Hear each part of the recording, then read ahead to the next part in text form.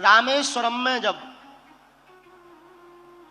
शंकर जी की शिवलिंग की स्थापना होनी थी तो राम जी ने हनुमान जी को कहा कि जाओ कैलाश पर्वत से भगवान शंकर के पास से शिवलिंग लेकर आओ। हनुमान जी उड़कर गए। कथा में कल्प कल्प का भेद है। आपको यहां पर एक बात और बता दें, रामेश्वरम राम जी तब जा रहे हैं जब लंका में रावण का वध करना है तो जानकी जी को लाना है, लेकिन यहां रामेश्वरम की प्राण प्रतिष्ठा में जानकी जी स्वयं सम्मिलित हुई हैं।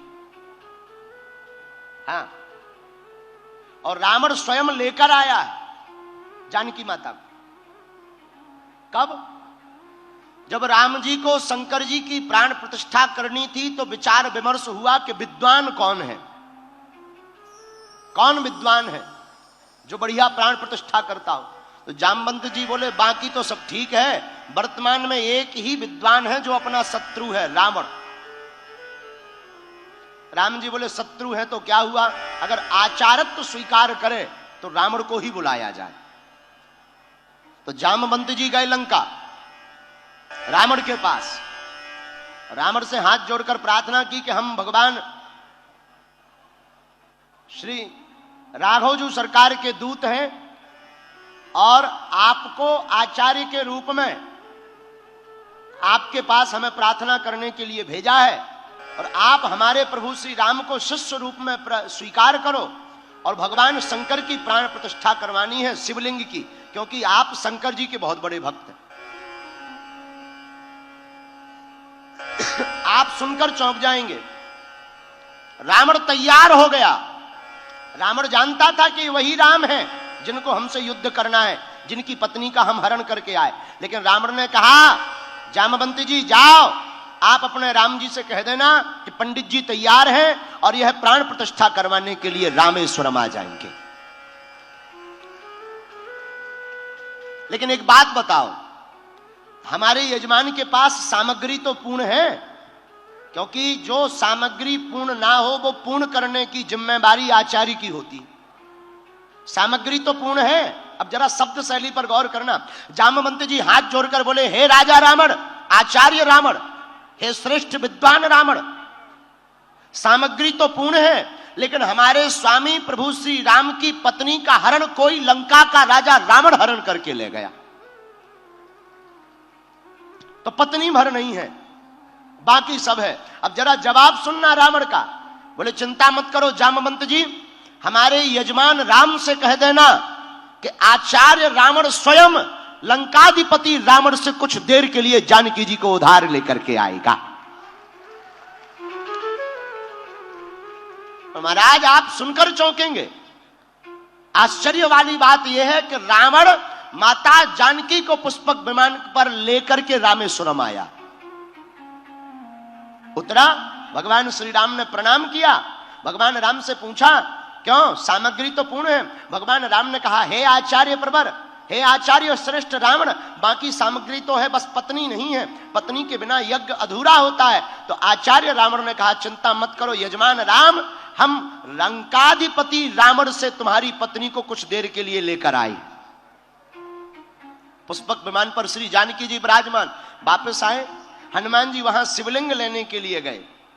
मुहूर्त निकला जा रहा था तो राम जी ने कहा मुहूर्त निकल ना जाए, देवी जी कोई उपाय करो। तो माता जानकी जी ने अपने हाथों से शिवलिंग रेती का बना दिया और मंत्रों से आचार्यों ने, ऋषियों ने रामेश्वरम की प्राण प्रतिष्ठा करा दी। तब तक हनुमान जी आ गए। हनुमान जी शिवलिंग लेकर आए। महाराज आपने कहा था लेकर आओ, हम तो आ गए, लेकिन आपने तो प्राण प्रतिष्ठा ही करा दी, हमें बड़ा दुख हुआ। हनुमान जी के भाव को देखकर राम जी बोले परेशान मत हो, एक काम करो, तुम ये शिवलिंग जो रेती वाला है, बालू का बना हुआ, रेत का, इसे उठाकर उसकी जगह ये कैलाश पर्वत वाला रख दो।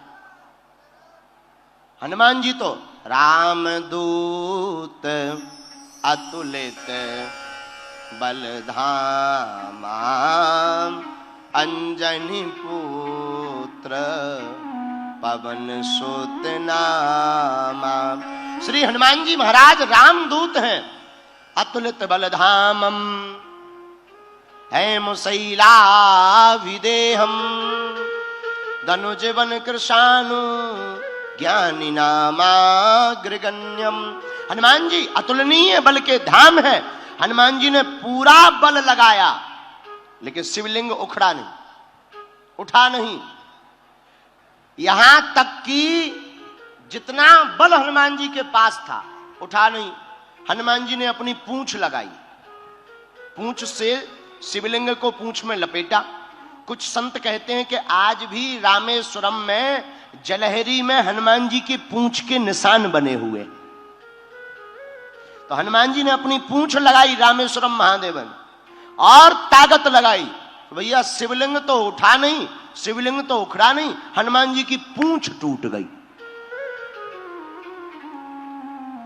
पूंछ छिन्न हो गई, टूट गई। हनुमान जी बोले जय सिया राम। राम जी बोले कहो हनुमान जी। हनुमान जी बोले पूंछ ही टूट गई। लेकिन एक बात बोले, हनुमान जी की पूंछ टूट जरूर गई पर जुड़नी भी है। बोले क्यों? बोले पूंछ हमारी नहीं, पूंछ तो प्रभु श्री राम से हमारी है। हनुमान जी कहते हैं हमें कौन पूछता है, प्रभु श्री राम से ही तो है पूंछ हमारी।